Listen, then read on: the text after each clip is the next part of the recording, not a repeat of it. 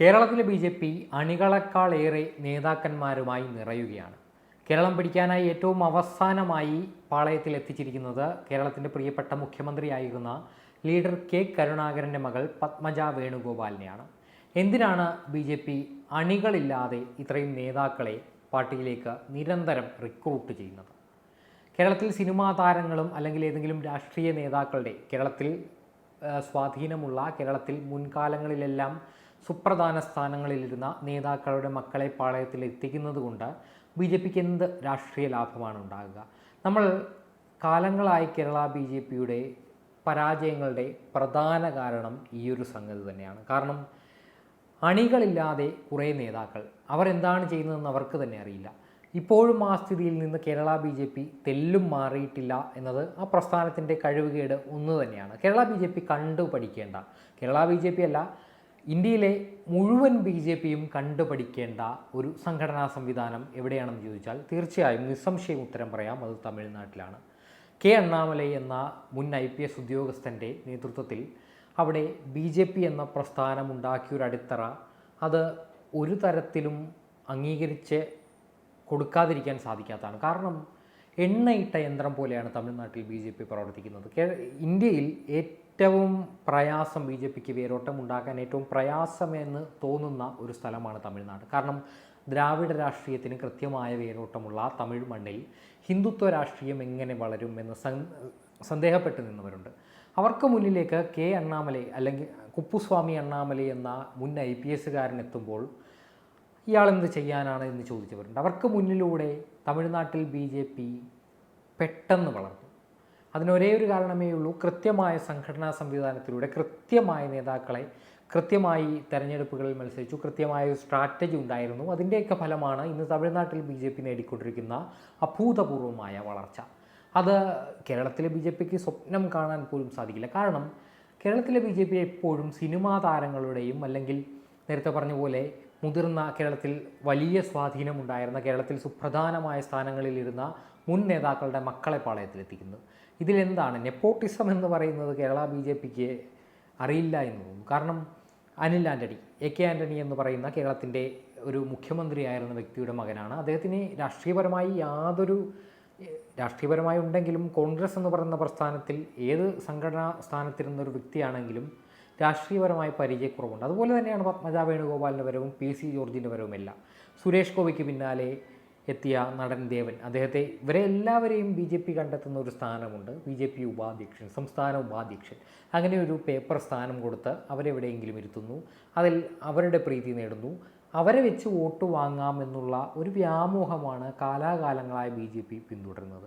Suresh Gopi cinema താരമാണ്. അദ്ദേഹം BJPയിൽ എത്തിയിട്ട് 6-7 വർഷമായി. ഈ 6-7 വർഷം കൊണ്ട് അദ്ദേഹം അവിടെ ഉണ്ടാക്കിയൊരു അടിത്തറയുണ്ട്. അതുപോലെ എല്ലാ സിനിമാ താരങ്ങളും അങ്ങനെ ചെയ്യണമെന്നില്ല. കൃത്യമായ അടിത്തറയുണ്ടാക്കി പ്രവർത്തിക്കുന്ന ഒരാളാണ് സുരേഷ് ഗോപി. തീർച്ചയായും തൃശ്ശൂർ പാർലമെൻറ്റ് മണ്ഡലത്തിൽ മത്സരിച്ച് പരാജയപ്പെട്ട അദ്ദേഹം അവിടെ നിന്ന് എങ്ങോട്ട് പോകാതെ കൃത്യമായി ആ മണ്ഡലത്തിലുടനീളം നിന്ന് നടത്തിയ വികസന പ്രവർത്തനങ്ങളും മറ്റ് പ്രവർത്തനങ്ങളുമാണ് ഇന്ന് സുരേഷ് ഗോപി എന്ന വ്യക്തി തൃശ്ശൂരിൽ നേടുന്ന വലിയൊരു സ്വീകാര്യതയ്ക്ക് പിന്നിൽ. ആ ഒരു സ്വീകാര്യത ഒരിക്കലും BJPക്ക് നിലവിൽ കേരളത്തിലുള്ള ഒരു നേതാക്കൾക്കും അവകാശപ്പെടാൻ സാധിക്കില്ല എന്ന് നിസ്സംശയം തന്നെ പറയാൻ സാധിക്കുന്ന ഒരു വസ്തുതയാണ്. ഇനി PC ജോർജിലേക്ക് വന്നാൽ, PC ജോർജ് LDFിൽ വന്നു, UDFിലായിരുന്നു, അവിടെ നിന്ന് LDFിലെത്തി. അവിടെ നിന്ന് പിന്നീട് അദ്ദേഹത്തിൻ്റെ രാഷ്ട്രീയ ഭാവി എങ്ങോട്ടെന്നില്ലാതെ ഉയറുമ്പോഴാണ് കേരളത്തിൽ BJP ആർക്കും വേണ്ടാത്ത നേതാക്കളെയൊക്കെ പാർട്ടിയിലെടുക്കുന്നുവെന്ന് കണ്ട് അദ്ദേഹത്തെ കൂടെ കൂട്ടിയത്. എന്തിനാണ് PC ജോർജിനെ പോലെ ഒരാളെ കേരള BJPയിലേക്ക് എടുക്കുന്നത്? അദ്ദേഹത്തിന് എന്ത് സ്ഥാനം BJPയിൽ കൊടുത്താൽ എന്ത് പ്രയോജനമാണ് ഉണ്ടാകുക എന്ന് ഒരു നേതൃത്വം ഉണ്ടായിരുന്നുവെങ്കിൽ അവർ ചിന്തിച്ചേനെ. കാരണം കാലാകാലങ്ങളായി സിനിമാ താരങ്ങൾക്കും രാഷ്ട്രീയ പിൻബലമില്ലാതെ കടന്നു വന്ന നേതാക്കൾക്ക് ചുറ്റുമായി കിടന്ന് കറങ്ങുകയാണ് കേരളത്തിലെ BJP നേതൃത്വം. ഇപ്പോൾ ഏത് മണ്ഡലമെടുത്താലും, ഇപ്പോൾ കഴിഞ്ഞ നിയമസഭാ തെരഞ്ഞെടുപ്പിൽ BJP അണിനിരത്തുന്ന ഒരു സ്ഥാനാർത്ഥി പട്ടിക നോക്കുക. അവിടെ വിവേക് ഗോപൻ എന്ന് പറയുന്ന സീരിയൽ താരമൊക്കെയാണ് BJPക്ക് വേണ്ടി മത്സരിക്കാൻ ഇറങ്ങുക. അതിലുണ്ട് BJPയുടെ കഴിവുകേട്. എന്നാൽ ഇത്തവണ കുറച്ചുകൂടി പക്വമായ രീതിയിൽ സ്ഥാനാർത്ഥി നിർണയം നടത്തിയെങ്കിലും ഇത്തരത്തിൽ പുതിയ ആളുകളെ BJPയിലേക്ക് കൊണ്ടുവരുമ്പോൾ അവരുടെ രാഷ്ട്രീയ പശ്ചാത്തലം അല്ലെങ്കിൽ അവരുടെ ഒരു ജനങ്ങളുമായിട്ട് എങ്ങനെ ഇടപഴകുന്ന ഒരാളെന്ന് തന്നെയാണ് രാഷ്ട്രീയത്തിൽ ഏറ്റവും അഭികാമ്യമായിട്ടുള്ളത്. അങ്ങനെയുള്ള നേതാക്കളെ തിരഞ്ഞെടുക്കുന്നതിൽ ബി ജെ പി നേതൃത്വം സമ്പൂർണ്ണ പരാജയം തന്നെയാണെന്ന് ഉറപ്പിച്ച് പറയാൻ സാധിക്കും. എന്നാൽ ബി ജെ പി തമിഴ്നാടിനെ കണ്ടുപിടിക്കണം. ഇന്നും 14ഓളം മുൻ MLA-മാരാണ് ആ പാർട്ടിയിൽ അംഗത്വമെടുത്തത്. കാരണം അത്രയധികം ശക്തമായാണ് അണ്ണാമലൈ എന്ന തന്ത്രശാലിയായ ഒരു സംസ്ഥാന അധ്യക്ഷന് കീഴിൽ തമിഴ്നാട് ബി ജെ പി വളർന്നുകൊണ്ടിരിക്കുന്നത്. അത് കേരളത്തിലെ ബി ജെ പിക്ക് സ്വപ്നം കാണാൻ പോലും സാധിക്കില്ല. കാരണം ഇങ്ങനെയാണ് ബി ജെ പിയുടെ പോക്കെങ്കിൽ കേരളത്തിൽ ബി ജെ പി വളരുന്നത് പാവയ്ക്ക പോലെയാകും, താഴേക്കാകും വളരുക. കാരണം ഇപ്പോൾ CPM-ൻ്റെ ഒരു ദുർഭരണവും അതോടൊപ്പം ദേശീയ രാഷ്ട്രീയത്തിൽ കോൺഗ്രസിൻ്റെ ഒരു താഴേക്ക് പോക്കുമെല്ലാം ഫലത്തിലൊരു ഗുണമായിട്ട് നിൽക്കുന്നത് ബി ജെ പിക്കാണ്.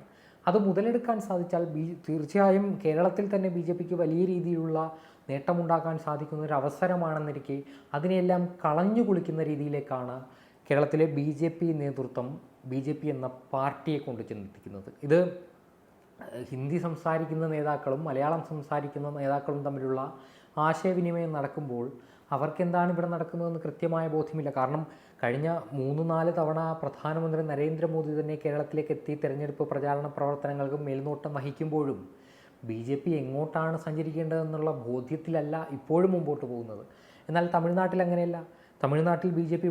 തമിഴ്നാട്ടിൽ നരേന്ദ്രമോദി മത്സരിക്കാൻ എത്തുമെന്ന് പറയുമ്പോൾ, തമിഴ്നാട്ടിലേക്ക് ഭാരതത്തിൻ്റെ പ്രധാനമന്ത്രി മത്സരിക്കാൻ എത്തുമെന്ന് പറയുമ്പോൾ അവിടെ രാമനാഥപുരം എന്ന മണ്ഡലം അദ്ദേഹം തിരഞ്ഞെടുക്കാൻ തീരുമാനിക്കുന്നു എന്ന തരത്തിൽ വാർത്തകൾ പുറത്തു വരുമ്പോൾ ഇന്ത്യൻ നാഷണൽ കോൺഗ്രസിൻ്റെ സഖ്യകക്ഷിയായ മുസ്ലിം ലീഗിന് കേരളത്തിന് പുറത്ത് പ്രാതിനിധ്യമുള്ള ഒരേയൊരു സീറ്റാണ് രാമനാഥപുരം കോൺസ്റ്റിറ്റ്യുവൻസി. അപ്പോൾ അവിടെ ഭാരതത്തിൻ്റെ പ്രധാനമന്ത്രി വന്ന് മത്സരിച്ചാൽ അത് തമിഴ്നാട് രാഷ്ട്രീയത്തിൽ ഉണ്ടാക്കാൻ പോകുന്ന ഒരു ബൂമെന്ന് പറഞ്ഞാൽ ചെറുതൊന്നുമല്ല. കാരണം ഭാരതത്തിൻ്റെ പ്രധാനമന്ത്രി ദ്രാവിഡ രാഷ്ട്രീയത്തിന് വേരോട്ടമുള്ള തമിഴ് മണ്ണിലേക്ക് ഇറങ്ങിച്ചെന്നാൽ അത് തീർച്ചയായും തമിഴ് രാഷ്ട്രീയത്തെ പിടിച്ചു കുലുക്കും. എന്നാൽ കേരളത്തിൽ അതുപോലെ ബൂമുണ്ടാക്കാൻ കഴിയുന്ന ഒരു നേതാവിനെ പോലും രംഗത്തിറക്കാൻ ബി ജെ പിക്ക് സാധിക്കുന്നില്ല.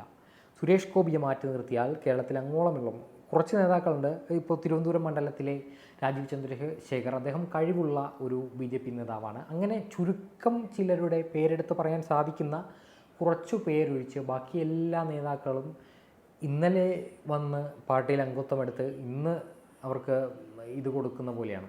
അങ്ങനെ ഒരു ജനാധിപത്യ പ്രക്രിയയിൽ അധിഷ്ഠിതമായ ഒരു രാഷ്ട്രീയ പാർട്ടി ഇപ്പോൾ ഒരു നേതാവിനെ പാർട്ടിയിലേക്ക് എത്തിക്കുന്നു. ആ നേതാവിന് കൃത്യമായി ജനങ്ങൾക്കിടയിൽ വേരോട്ടമുള്ള, ജനങ്ങൾക്കിടയിൽ സ്വാധീനമുണ്ടാക്കാൻ തക്ക ശേഷിയുള്ള ഒരു നേതാവിനെ ബി ജെ പിയിൽ എത്തിച്ചാൽ അത് 100 സിനിമാ താരങ്ങൾക്ക് സമമാണ്. ഇപ്പോൾ ദേവനെ ബി ജെ പിയിലേക്ക് എത്തിച്ചു, സുരേഷ് ഗോപിയെ ബി ജെ പിയിലേക്ക് എത്തിച്ചു. ഇതിൻ്റെയൊക്കെ ഇരട്ടി ഇമ്പാക്റ്റ് ഒരു കൃത്യമായി രാഷ്ട്രീയ പ്രവർത്തനം ചെയ്യുന്ന, ജനങ്ങൾക്കിടയിൽ സ്വാധീനമുള്ള ഒരു നേതാവിനെ ബി ജെ പിയിലേക്ക് എത്തിക്കാൻ സാധിച്ചാൽ അവർക്കുണ്ടാക്കാൻ സാധിക്കും. ഇപ്പോഴും കേരളത്തിലെ ബി ജെ പി അവരുടെ ശക്തി എന്താണെന്ന് തിരിച്ചറിഞ്ഞിട്ടില്ല. അതിൻ്റെ ഫലമാണ് ഇപ്പോൾ കേരളം പോലെ പാവയ്ക്ക പോലെ താഴേക്കുള്ള ബി ജെ പിയുടെ വളർച്ച. ഈ പ്രാവശ്യവും കേരളത്തിൽ ബി ജെ പി അത്ഭുതം സൃഷ്ടിച്ചേക്കുമെന്ന് വ്യക്തിപരമായി എനിക്ക് ഒരു അഭിപ്രായമില്ല. കാരണം എല്ലാ തരത്തിലും ശക്തമാകാൻ അല്ലെങ്കിൽ സ്വാധീനമുണ്ടാക്കാൻ തക്ക അവസരമുണ്ടായിട്ടും ഇങ്ങനെ അവരുടെ തന്നെ ഭാവി അവർ തന്നെ ഇല്ലാതാക്കുന്നു എന്ന രീതിയിലാണ് കാര്യങ്ങളുടെ പോക്ക്. ഇനി കേരളത്തിൽ ഇപ്രാവശ്യവും മുൻകാലങ്ങളിലെ പോലുള്ള സ്ഥിതി തന്നെ തുടരുകയാണെങ്കിൽ തീർച്ചയായും കേന്ദ്ര ബി ജെ പി നേതൃത്വം ഒരു പുനർചിന്തനം നടത്തിയേക്കും. അതിലൂടെയെങ്കിലും ബി ജെ പി രക്ഷപ്പെടും എന്ന് തന്നെ പ്രതീക്ഷിക്കാം.